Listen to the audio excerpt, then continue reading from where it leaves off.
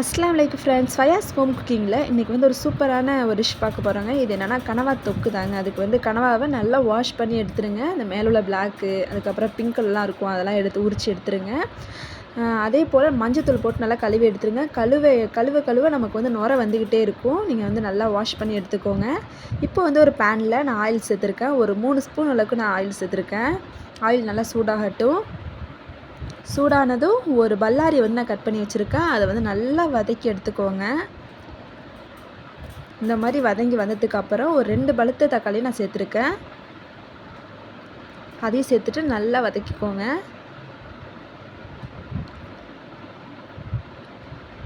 நல்லா வதங்கி வந்துடுச்சு. இப்போ வந்து நம்ம 1 ஸ்பூன் அளவுக்கு நான் இஞ்சி பூண்டு பேஸ்ட் ரெடி பண்ணி வச்சுருக்கேன். அதையும் அது கூட சேர்த்துக்கலாம்.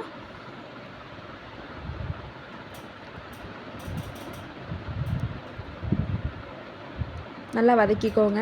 ஒரு 1/2 ஸ்பூன் அளவுக்கு மஞ்சள் தூள், காரத்துக்காக நான் 1 ஸ்பூன் அளவுக்கு நான் வந்து மிளகாய் தூள் சேர்த்துருக்கேன். அது கூடவே மல்லி புதினா சேர்த்துருக்கேன். மிளகுத்தூள் வந்து ஒரு 1/2 ஸ்பூன் சேர்த்துருக்கேன். அதை வந்து வீடியோவில் காட்டலை, நீங்கள் ஆட் பண்ணிக்கோங்க. இந்த கனவாவை நான் வந்து நல்லா பொடிசாக கட் பண்ணிவிட்டு நல்லா குக்கரில் வந்து விசில் வச்சுட்டேன். ஒரு 6 விசில் விட்டுருக்கேன். அவ்வளோதான். அதையும் நான் அது கூட சேர்த்துட்டு நல்லா அது வந்து எண்ணெயெல்லாம் பிரிஞ்சு வரணும்.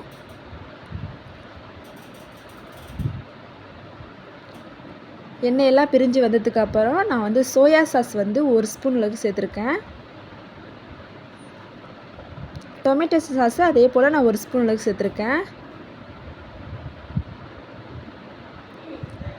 சேர்த்துட்டு நல்லா மிக்ஸ் பண்ணிக்கோங்க.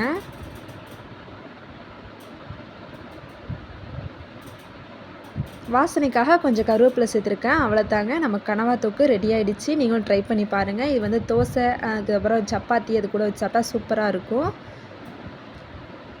அவ்வளோதான், நம்ம கனவா தொக்கு ரெடி ஆகிடுச்சு. நீங்களும் ட்ரை பண்ணி பாருங்கள். உங்களுக்கு எங்கள் வீடியோ பிடிச்சிருந்தால் லைக் பண்ணுங்கள், ஷேர் பண்ணுங்கள், சப்ஸ்கிரைப் பண்ணுங்கள். அஸ்ஸலாமு அலைக்கும்.